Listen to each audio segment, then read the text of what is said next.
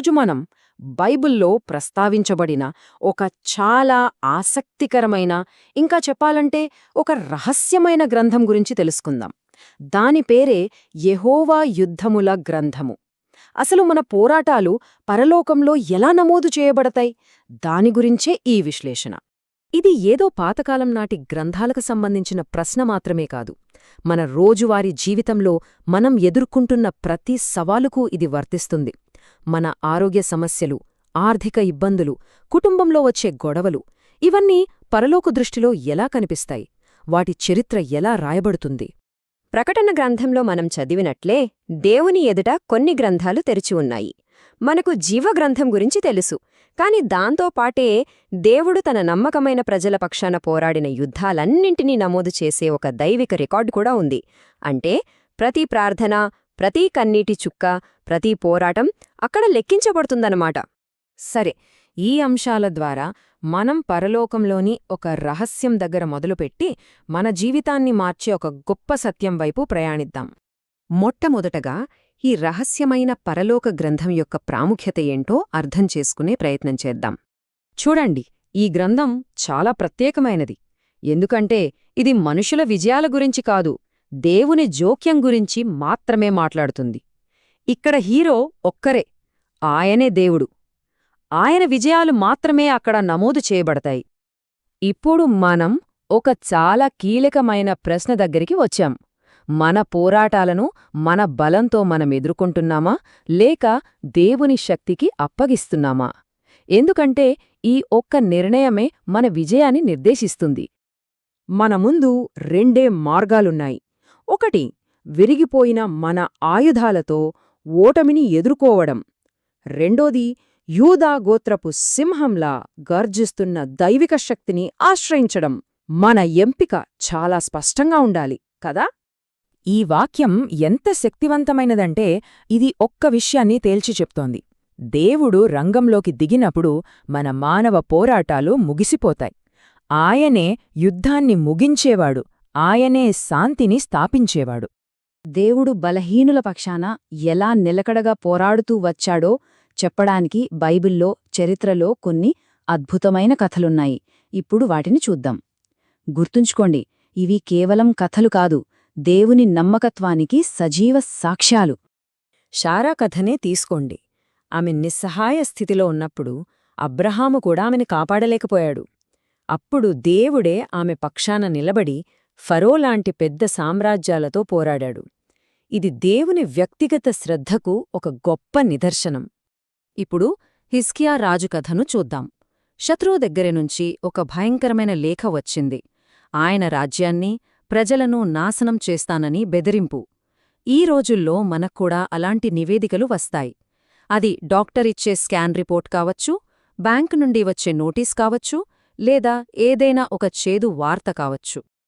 హిజ్కియా చేసిన పని అద్భుతం. అతను తన తెలివిని వాడలేదు, సైన్యాన్ని సిద్ధం చేయలేదు. ఆ సమస్యను తీసుకుని నేరుగా దేవుని పాదాల దగ్గర పెట్టాడు.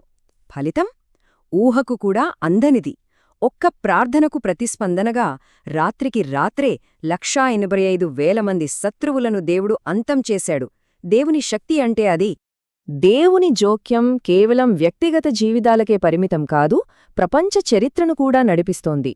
శతాబ్దాలుగా చెదిరిపోయిన యూదులు మొదటి ప్రపంచ యుద్ధం ముగిశాక తమ స్వదేశానికి తిరిగి వచ్చేలా దేవుడు ప్రపంచ సంఘటనలను మల్చడం, ఇది ప్రవచన నెరవేర్పుకు ఒక గొప్ప ఉదాహరణ. ఇది మరింత శక్తివంతమైన సాక్ష్యం. హోలోకాస్ట్ తర్వాత ఇజ్రాయేలు జాతి అక్షరాలా బూడిదైపోయింది. కాని యెహెజ్కేలు గ్రంథంలో రాసి ఉన్న వాగ్దానం ప్రకారం దేవుడు వారి సమాధులను తెరిచి ఆ జాతికి మళ్లీ జీవం పోశాడు. ఇది దేవుని సార్వభౌమత్వానికి ఇంతకంటే గొప్ప రుజువు ఏముంటుంది?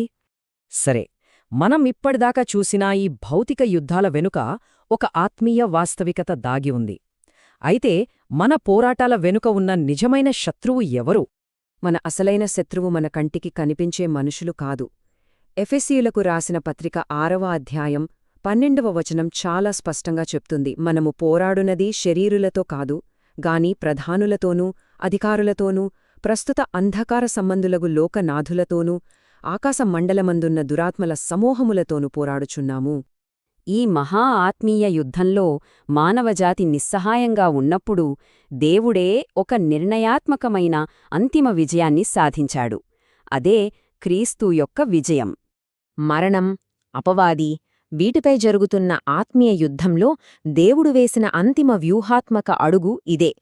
మానవాళ్ని రక్షించడానికి ఆయనే మానవుడుగా మారాడు. యుద్ధభూమి అయిన ఈ లోకంలోకి మన స్థానంలో నిలబడటానికి వచ్చాడు. క్రీస్తు ప్రాయశ్చిత్తం వెనుక ఉన్న లోతైన సత్యాన్ని చూద్దాం. ఆయన మరణం ఒక ఓటమి కాదు, అది ఒక మహావిజయం. ఆ మరణం ద్వారానే ఆయన శత్రువు యొక్క శక్తిని విచ్ఛిన్నం చేశాడు. అంతేకాదు, విశ్వాసులందరికీ జయించే శక్తిని అనుగ్రహించాడు. ఇప్పుడు ఈ గొప్ప వేదాంత సత్యం నుండి మన జీవితాలను మార్చే ఆచరణాత్మక అనువర్తనానికి వద్దాం. ఈ విజయాన్ని మన జీవితంలోకి ఎలా సొంతం చేసుకోవాలి? ఇది క్రైస్తవ జీవితంలో ఒక అద్భుతమైన సత్యం. నిజమైన బలం మన ప్రయత్నాలలో లేదు, కాని పూర్తి సమర్పణలో ఉంది. మనం పోరాడటం ఆపినప్పుడే దేవుడు మనకోసం పోరాడటం ప్రారంభిస్తాడు. ఇది చాలా స్పష్టమైన ఆచరణాత్మక మార్గదర్శి. దేవుణ్ణి మన పక్కన నిలబడి సహాయం చేయమని అడగడం కాదు, ఆయన్నే మన స్థానంలో నిలబడి యుద్ధం చెయ్యమని కోరాలి. మన చేతులు ఎత్తేసినప్పుడే ఆయన తన శక్తివంతమైన హస్తాన్ని చాపుతాడు. ఈ విశ్లేషణ యొక్క ముఖ్య సారాంశం ఇదే. మన అహాన్ని, మన జ్ఞానాన్ని పక్కన పెట్టి దేవుని ముందు మనల్ని మనం తగ్గించుకున్నప్పుడు ఆయన తన యుద్ధాన్ని ప్రారంభిస్తాడు. ఆయన యుద్ధం చేస్తే విజయం తథ్యం. మన యుద్ధాలు యెహోవావే. ఈ గొప్ప సత్యాన్ని మన జీవితంలోకి ఆహ్వానిద్దాం, మన చుట్టూ ఉన్నవారితో పంచుకుందాం. మరిన్ని ఇలాంటి ఆత్మీయ విశ్లేషణల కోసం మా ఛానల్ని అనుసరించండి.